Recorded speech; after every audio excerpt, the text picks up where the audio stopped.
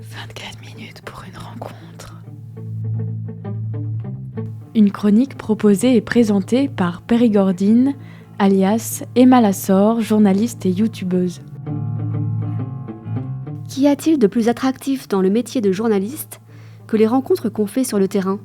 Une fois par mois, je prolonge le dialogue avec l'une de ces rencontres de personnalités qui font bouger la Dordogne. Si le courant est particulièrement bien passé entre nous, c'est parce que, comme moi, elles aiment ce qu'elles font et ont à cœur de le partager. Prêt pour une nouvelle rencontre ? C'est parti !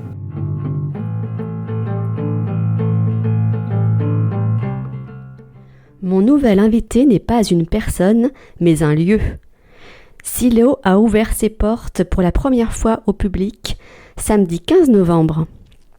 Implanté à la croisée des quartiers prioritaires du Grand Périgueux, cette ouverture témoigne d'une volonté politique forte en faveur des cultures urbaines, de l'économie sociale et solidaire, ainsi que des transitions écologiques, numériques et sociétales. Dans son discours inaugural, Jacques Ozou, le président du Grand Périgueux, indiquait que faire vivre les valeurs de la République, c'était reconnaître la diversité de la société de plus en plus complexe.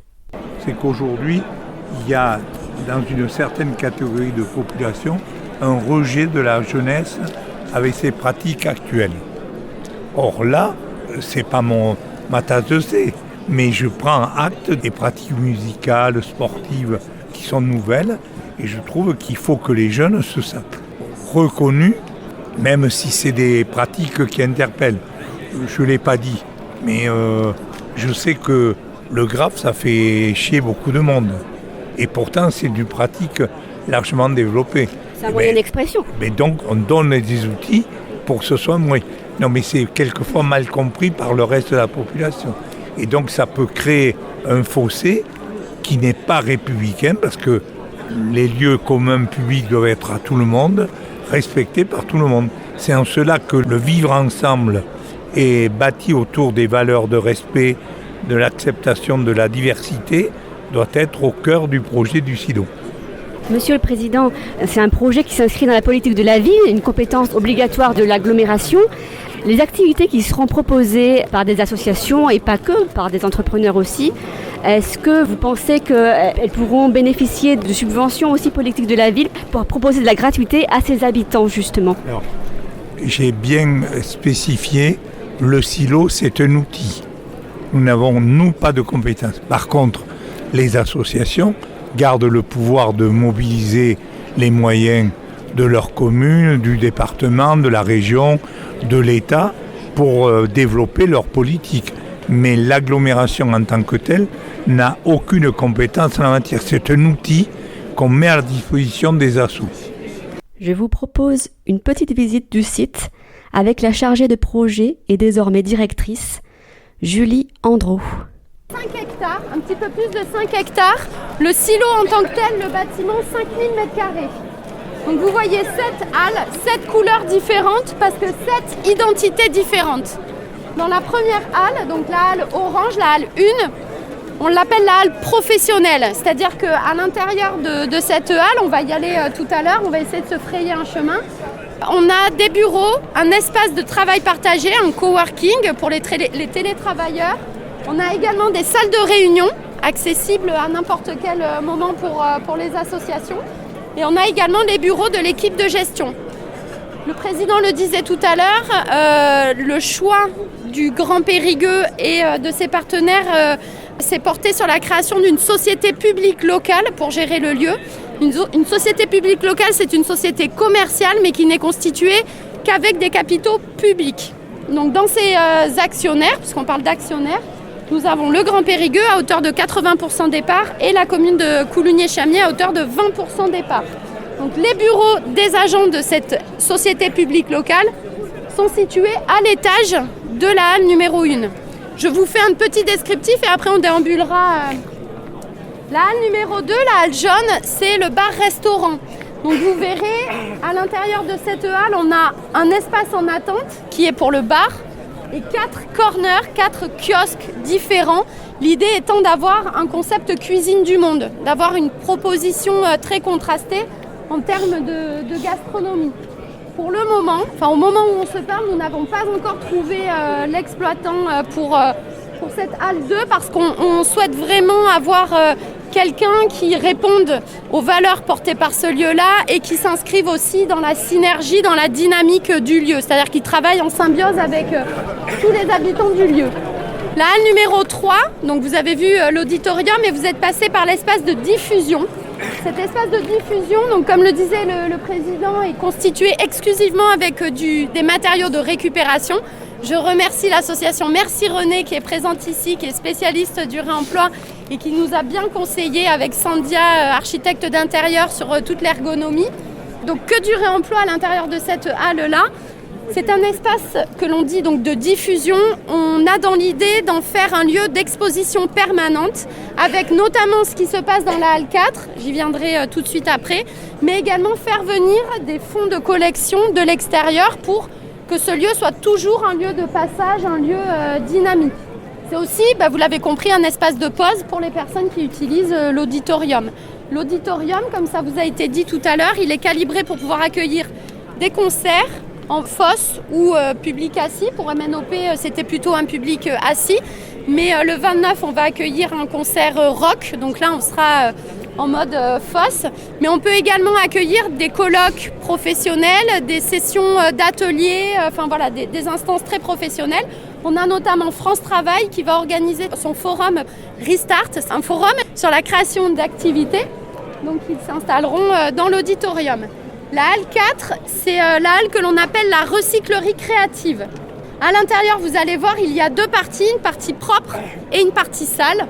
La partie propre, c'est celle qui nécessite qu'il n'y ait pas d'émanation de poussière, qu'on soit sur un environnement dit sain. Donc on a notamment une association qui propose de l'estampe, de la reliure artistique.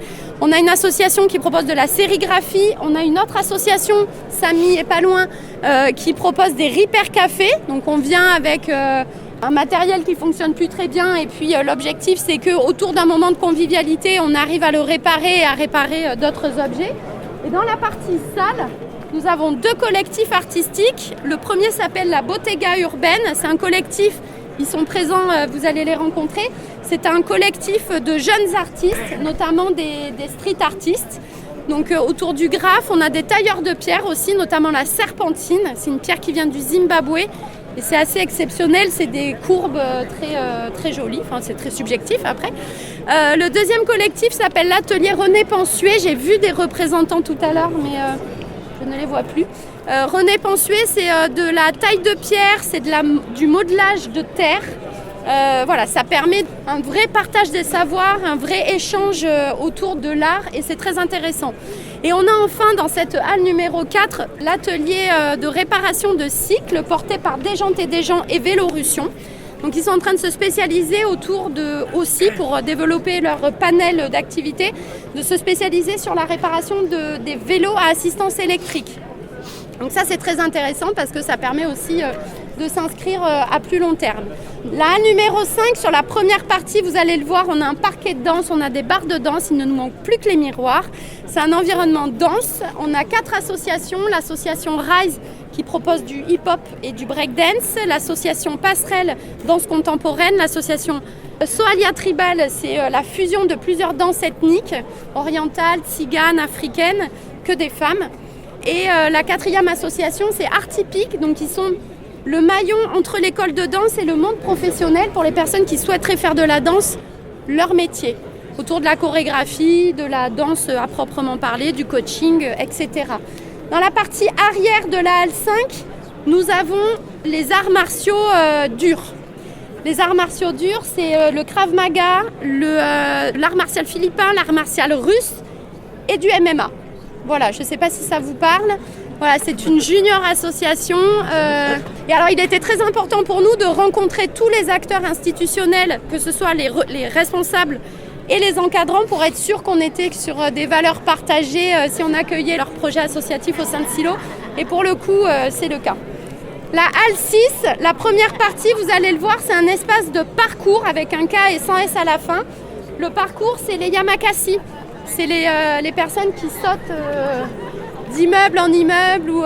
Donc vous allez le voir, on a fait travailler une menuiserie locale pour concevoir des modules en bois qui leur permettent de travailler tout ce qui est agilité, lest, souplesse, etc., etc. Sur la partie arrière, on a les arts martiaux doux. Tai Chi, Qigong, Capoeira, un projet aussi de développement personnel qui passe par la boxe. Qu'est-ce qu'on a d'autre ? On a du yoga, de la méditation et du yoga aérien. Voilà, ça c'est la halle 6. Et enfin la halle 7, la plus grosse halle. Nous avons 833 exactement mètres carrés de surface de pratique indoor, intérieur. Donc vous allez le voir avec des modules en béton et des modules en bois.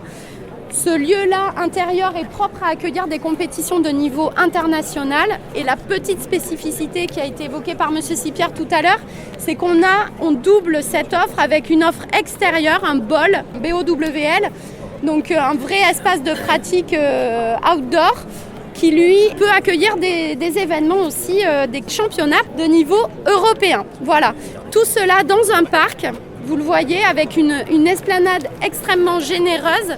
D'où l'intérêt de s'appuyer sur cet espace-là pour, sur la belle saison.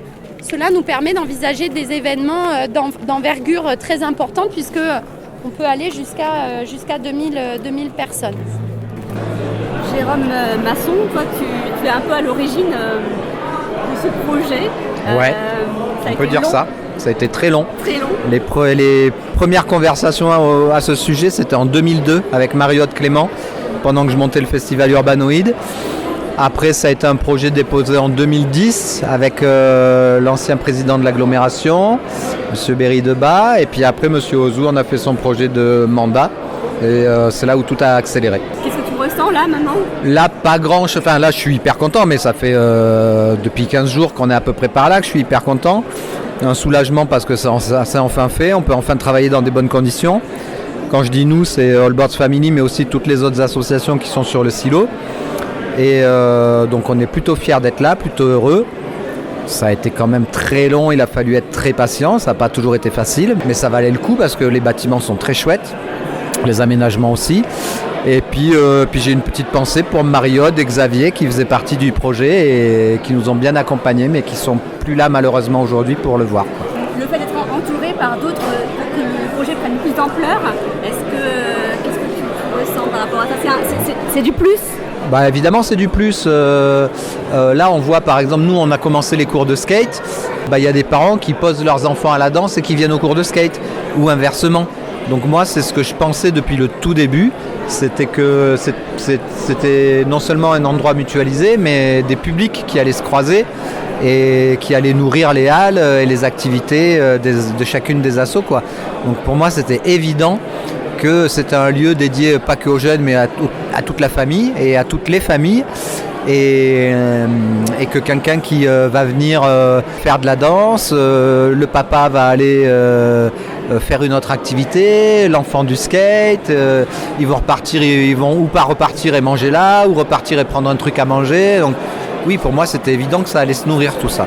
Et ça commence à peine, hein. La première semaine d'activité c'était cette semaine, mais on le voit déjà en fait. Et nous les équipements sont incroyables. Nous le skatepark il est génial. Le bol il est génial aussi. On a la championne de France de bol qui arrive tout à l'heure là. Laure Pagès, je sais plus, une petite jeune des Landes qui s'entraîne à Bordeaux et qui va venir voir. Nous, on a déjà, sur cette semaine d'activité, on a doublé nos effectifs de fréquentation et c'est que la première semaine. Et rien que cette semaine, on a déjà des gens qui sont arrivés de Bordeaux, d'Angoulême, de Limoges. Et là, cet après-midi, pour l'inauguration, on a fait passer l'info à tous les jeunes, à toutes les personnes, à toutes les assos, les clubs de skate avec qui on a bossé depuis 30 ans. Alors malheureusement, on a plein de petits jeunes qu'on connaît qui sont pros, qui sont athlètes, professionnels, qui font partie de différentes équipes. Mais comme il y a une grosse compète au Japon, ils ne vont pas être là, ils vont être au Japon. Mais par contre, tous les autres amateurs de haut niveau, ils vont être par là aussi. Donc logiquement, les gens qui restent cet après-midi, ils vont voir à quoi peut servir un tel équipement, quoi. Wow. Voilà. Ça roule. Ouais. Je suis en présence de l'architecte du silo. Pouvez-vous vous présenter, s'il vous plaît ? Je m'appelle Benoît Doazan, je suis architecte depuis une bonne trentaine d'années et je travaille dans une structure qui s'appelle ADH, ce qui veut dire Atelier Doazan, c'est moi, et Hirschberger, qui est mon principal associé. Vous, votre but, c'est de créer des identités. Et dites-moi, avec ce lieu, vous avez réussi ? Alors, ce qui était très compliqué sur ce projet au tout début, c'était un concours. On a été retenu sur la base de nos références. Et le programme du concours était très flou. Il y avait des grandes notions de surface, qui étaient quelque chose comme 600 mètres carrés pour le skate, 200 mètres carrés pour un resto, le 100 mètres carrés de bureau, mais pas plus. Il n'y avait pas de sanitaire, il n'y avait pas de rangement, il n'y avait pas de locaux techniques, il n'y avait pas... et on est aussi avec un bâtiment qui fait 5000 mètres carrés, ce qui est quand même grand, sur un terrain qui fait 5 hectares, ce qui est quand même grand, et qui est un terrain globalement très pollué, compte tenu des usages précédents qu'il y a eu d'industrie, d'armée et autres. Et donc on a eu tout un travail un peu de stratégie, de comment est-ce qu'on peut être économe tout en créant un lieu qui est quand même une identité, avec la conviction qu'on avait que les associations étaient plus à l'aise dans la récupération d'endroits qu'elles transformaient que dans la création ex nihilo. Or là, on avait 5000 m² à imaginer sur un terrain qui était un champ de patates. Comment les associations s'approprient le lieu ? Alors, je ne sais pas si je vais savoir répondre à votre question. Il y a 42 associations qui sont inscrites sur le lieu. Il y en a qui ont prévu d'être là tous les jours, d'autres d'être là une fois par semaine. Et honnêtement, je ne les connais même pas toutes. Ce que je peux vous dire, par contre, c'est la façon dont on a réfléchi. En fait, on s'est efforcé de créer des lieux qui aient une identité de lieux précédents, quelque part en s'inspirant finalement des formes des bâtiments militaires ou des hangars. Et on a organisé les fonctions en fonction de leurs objectifs en 7 halles. Notre propos en travaillant à toutes ces salles était de définir des espaces qui aient suffisamment de polyvalence possible d'utilisation pour que chaque asso puisse y trouver sa place, sans définir non plus précisément qui serait où. Et à chaque fois que je viens sur ce site, je découvre des activités dont j'ignorais l'existence. La première pierre a été posée le 13 septembre 2024. Le chantier était déjà un petit peu engagé, mais enfin, ça semble court. Enfin, j'imagine qu'il y a eu des sueurs froides. En fait, c'est un projet qui est très marquant en termes d'engagement politique, parce qu'il y a plus de 10 millions d'euros mis sur une maison des associations, mais ramené au nombre de mètres carrés à construire et au nombre d'hectares à aménager, on est sur des budgets extrêmement bas. Et par rapport à cette première pierre, et vous disiez que c'était un peu court en délai, on avait un engagement sur un délai initial de 18 mois de travaux qui m'a toujours semblé plutôt court. Et on livre en fait avec 2 mois et quelques de retard, sachant qu'on a eu des travaux complémentaires. Et honnêtement, ça, c'est plutôt un exploit. On le comprend bien. Merci beaucoup. Avec plaisir. Les 24 minutes sont bientôt écoulées. J'espère que vous avez aimé ce tour d'horizon, cette rencontre avec Silo. La journée du 15 novembre s'est terminée par un concert de Joy Sad, l'étoile montante du rap et enfant du pays. Et donc, on écoute le titre éponyme de son 3e album, L'auteur de mes contes. À bientôt!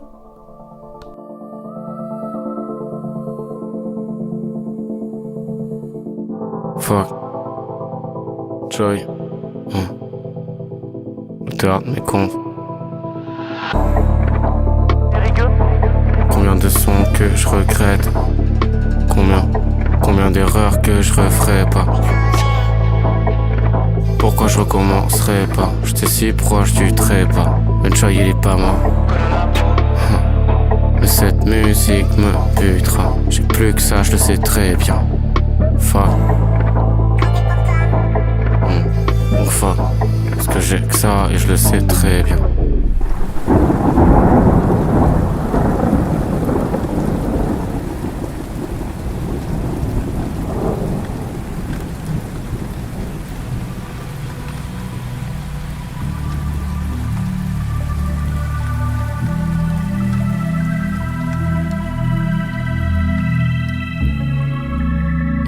nouveau projet, nouvel album, nouvelle DA, enfin pas vraiment. Je suis resté le même, pas de changement, je suis juste plus fort, étrangement. Je suis reparti de zéro, sans élan, sans zélé et sans céder à l'idée de me laisser die, mais je l'ai pas fait, on m'a aidé. J'ai mis sur papier la peine la plus profonde au fond de mon être. On est trop à pan, c'est pareil, alors je l'écris, faut qu'on se connecte. On se connaît pas, tu vas me connaître, parce que le peur à moi ça me connaît. J'ai toujours découpé comme Conan, oui mais j'ai connu trop de connasses qui voulaient soit avoir du buzz, avoir du cash, avoir de la cons. Mais je me recentre, j'ai repris du coup, je fais que du rap, j'ai pas de vacances, j'arrêterai pas et je lâcherai pas, non je laisserai pas ma place vacante. C'est toujours moi, toujours mes textes, c'est toujours moi l'auteur de mes contes. C'est pas des fables, c'est que du vrai, c'est mieux que tout ce que j'ai fait avant. Je faisais mes dents parce que la musique faut bien la faire mais faut la vendre. Alors je m'en branle de me faire certif, alors je m'en branle de faire de l'argent. Je m'en branle si je fais pas comme les gens, je m'en branle si je suis pas une légende. C'est con si je laisse passer ma chance quand même, alors que j'ai fait tout ça. Même si j'ai plein de sons que je regrette, ou je trouve que mes rimes ça pue sale. Je me dis que des gens ont voulu tendre l'oreille sur mon art, comme si mes sons valaient Van Gogh, Monet ou le tableau de Mona. Et ça c'est beau, écoute mes sons, quand tu te sens mal, tu ressens l'effet, pas de placebo. J'ai mis trop de temps pour faire ma place, mais je me sens bien, ici c'est bon. Et désolé si je tourne en boucle, si je me répète, excusez-moi. Mes sentiments se bousculent en moi et changent au gré des 4 saisons. Et je m'amaigris pendant l'hiver, pendant l'automne, je reprends du poids. Faut quand même dire que l'hiver dernier c'était trop froid. J'ai pris du poil, j'ai fait des aérocimetières sans me prosterner devant la croix. J'ai remis des fleurs sur mon frère en me demandant ça sert à quoi. Salut à tous, c'est RLP, nous sommes actuellement au Silo, à Coulogné-Chamier, et nous allons interviewer un jeune homme. Pouvez-vous vous présenter ? Bonjour, je m'appelle Ismaël, j'ai 16 ans et je suis actuellement à E2C. Et qu'est-ce que vous êtes venu faire au Silo ? Je suis venu participer à la vie active et à l'ouverture de ce nouveau tiers-lieu. Ce qui m'intéresse surtout aujourd'hui, c'est le graffiti, vu que certains artistes ont été déplacés pour l'occasion, et l'ouverture du nouveau skatepark, qui est, il me semble, le plus grand skatepark de Nouvelle-Aquitaine. Vous avez pu tester quelques activités ? Oui, j'ai fait l'initiation au graffiti avec une très gentille dame, adorable. Et savez-vous qu'est-ce qu'on peut retrouver d'autre ici ? Il me semble qu'il y a un espace de coworking. Il y a un espace restauration où il va y avoir des food trucks, il y a un énorme skatepark avec un énorme bowl. C'est une boule creusée dans le sol. Okay, oui. Et on peut aussi retrouver des cours de danse, du parcours urbain en salle, un tailleur de pierre, des gens qui est une association qui s'occupe de réparer des vélos. Et voilà. Que pensez-vous du Silo ? Je pense que c'est un super lieu. Malheureusement, il est un peu excentré de la ville, mais une ligne de bus a été exprimise pour pouvoir favoriser l'accès au Silo. Mais le lieu est super. C'est laquelle la ligne de bus ? La ligne C. Est-ce que vous savez, vous connaissez plutôt l'histoire du Silo ? Pas vraiment, je sais juste que c'est le terrain d'une ancienne base militaire de l'OTAN, qui était une base américaine, et que suite au retrait de cette base, il restait un lieu vide et le silo a été mis en place depuis quelques années déjà. Je crois que le chantier a commencé il y a au moins une petite année. Ouais, et ça a ouvert aujourd'hui, c'est l'inauguration. C'est ça, aujourd'hui c'est l'inauguration. Vous êtes là depuis combien de temps ? 14h, l'ouverture au public. Il y a eu un discours ou quelque chose comme ça ?